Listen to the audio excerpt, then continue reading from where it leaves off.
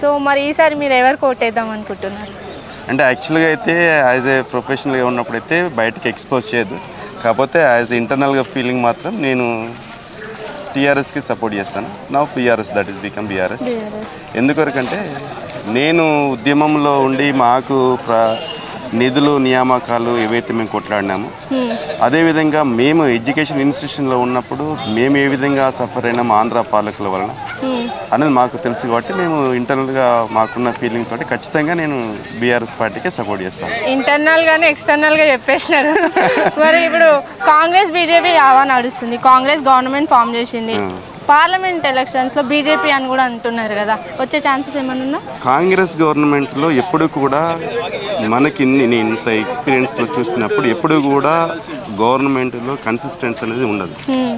ఆ గవర్నమెంట్లో ఈరోజు వాళ్ళకి పదవిని కాపాడుకోవడానికి ఎక్కువ ప్రియారిటీ ఇస్తుంటారు. ప్రజెంట్ ఉన్న ట్రెండ్ కూడా